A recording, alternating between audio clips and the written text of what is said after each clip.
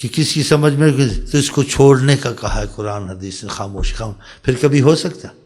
پھر آقا جی کی بات صحیح نہیں کہ میں آسان دین لے کے آیا ہوں۔ اب کتنا مشکل ہو گیا، اتنا مشکل کر دیا، مشکل سے مشکل کرتے جاتے ہیں۔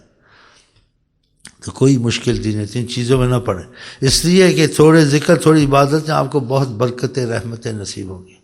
اور یہ چیزیں جو تم میں آ جائیں گی، تعصب، ایک دوسرے سے نفرت اور محبت نہ ہونا، ایک دوسرے کی مسجد میں نماز نہ پڑھنا، ایک دوسرے سے ہاتھ ملاتے کھچ کے یہ بریلوی یہ دیوبندی ہے کترا کے چلنا، یہ اچھا نہیں۔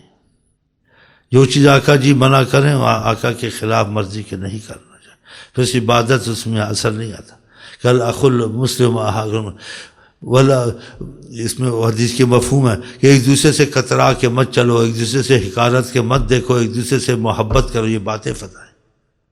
کترا کے چلتے ہیں، ایک دوسرے کی مسجدوں میں نمازیں نہیں پڑھتے، ایسی چیزیں لکھتے ہیں۔ ایک مسجد سے میں نے وہ ہٹائی، کراچی میں گیا، میں کہا تم ایسے باتیں مت لکھو یہاں، دیوبندی بریلی وہ لکھو جو آقا کی ہیں، اور جو اختلاف کی باتیں اس سے لوگوں میں گھسنے کو منع کرو، نہ کہ ان کو ایسی باتوں میں لگاؤ۔ اس مسائل کا نہیں پتہ، تم یہ مسائل چھیڑ کے ان کو کیوں بگاڑتے ہو؟ جب آقا جی نے کہا کہ لوگوں سے بات جتنی ان کی عقل ہو، اور طریقت تو سب سے ہی مشکل چیز ہے اور سب سے ہی آسان چیز ہے۔ اس میں خدا رسول کی محبت میں سارا دل، ساری عمر، سب کچھ لگانا پڑتا ہے کہ کوئی چیز خدا رسول سے تم کو پیاری نہ ہو۔ اور اس میں اختلاف سخت منع طریقت میں، کہ آقا جی کے مزاج پہ چلنا، کسی کو کچھ نہیں کہنا۔ آقا جی نے کافروں سے پتھر کھا کے ان کو کچھ کہا، دعائیں دی۔ یہ آپس میں ایک دوسرے کی بات نہیں برداشت کرتے، بتائیں آپ، یہ مسلمان ہے یہ، اور لڑواتے ہیں ایک دوسرے کو ایسی بات، پتھر کھا کے آقا جی نے برداشت کی، یہ بات نہیں برداشت۔ یہ ادھر بھی ایسے ہی کرتے ہیں ہمارے بھائی، ایک کوئی تمہارے بھائی۔ اسلام میں ہم تمہیں کوئی بھی منع، کیونکہ ہمارے رسول کی تعلیم ہم سب کے لیے ایک ہے، علیحدہ علیحدہ کسی کا رسول نہیں، بریلوی کا، دیوبندی کا۔ بریلوی دیوبندی قرآن کے مفہوم اور حدیثوں سے وہ بن جاتے ہیں، تو بن بھی جائے کوئی حرج نہیں، لیکن جہاں آقا کی بات آ جائے وہاں ختم۔ جہاں آقا کی بات نہ ملے وہاں تھوڑا بہت کہ بریلوی ایسا کہتے ہیں، دیوبندی ایسا کہتے ہیں، میں کچھ مطمئن ہوں، لیکن قرآن حدیث کی طرح اس بات کو نہیں مانتا ہوں۔ کٹر والی بات نہیں ہے، تسلی والی بات ہے بس۔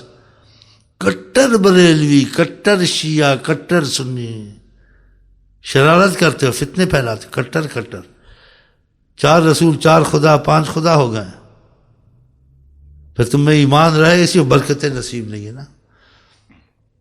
یہ خدا تعالی اس چیز کو پسند نہیں، والفتنۃ اشد من القتل۔ اور پرانی باتیں کوئی مولوی غلطی کر گیا، جان کے نکی کتاب میں لکھ گیا، نہیں سمجھ آتی نا، قرآن سے بڑی گہری چیز ہے۔ اس نے لکھا تھا، اس کا مطلب یہ نکلتا ہے یہ لوگ کافر ہوتے ہیں، ان کے پیچھے نماز نہیں پڑھنی ہے، غلط بات ہے۔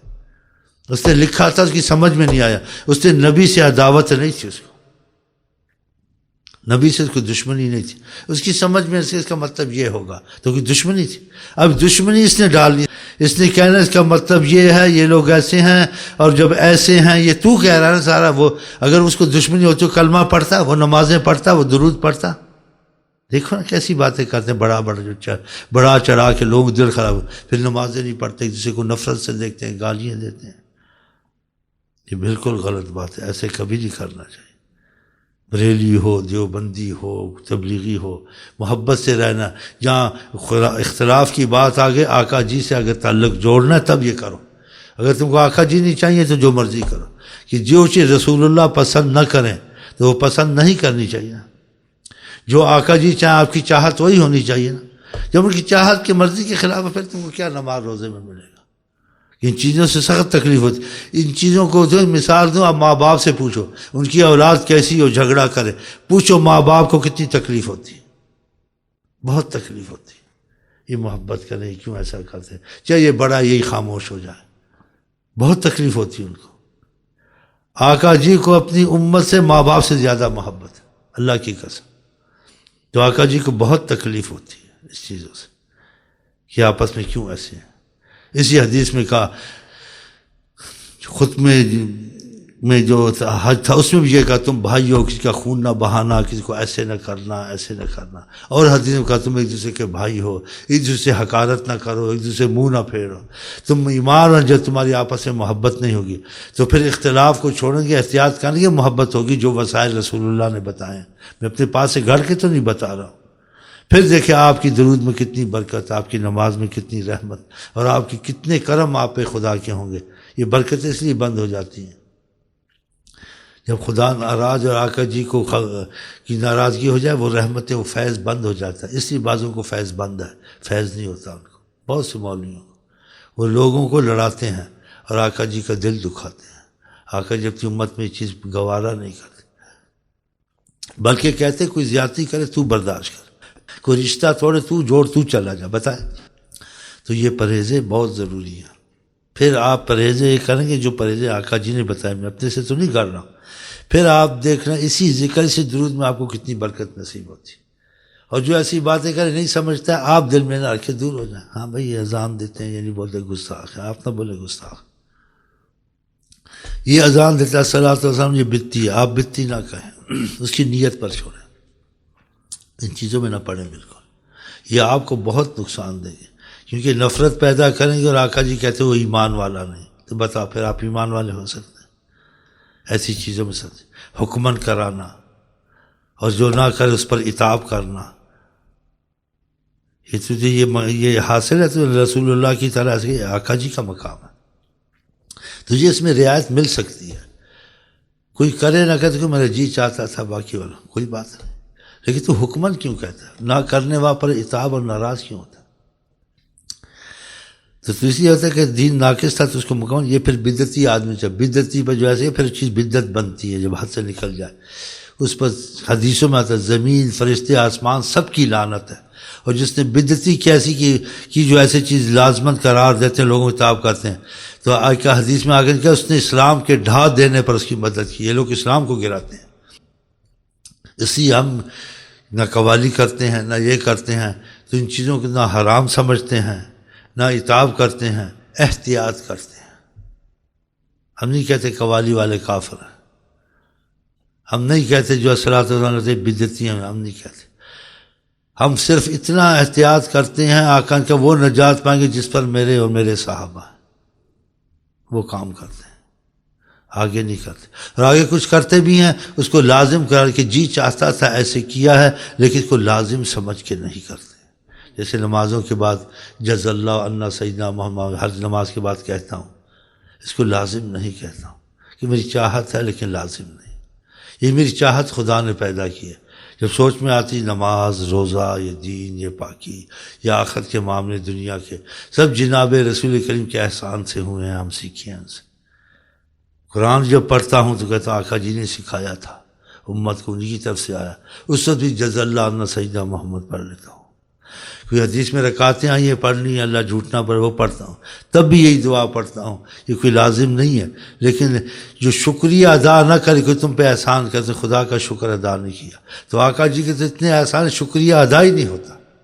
تو شکریہ کے طور سے پڑھتا ہوں. اس میں اب قباحت نہیں، اچھائی ہے. لیکن جس دن کہوں گا یہ لازم ہے، ضروری ہے، اب ٹھیک نہیں ہے. تم نے حکم کیوں لگایا؟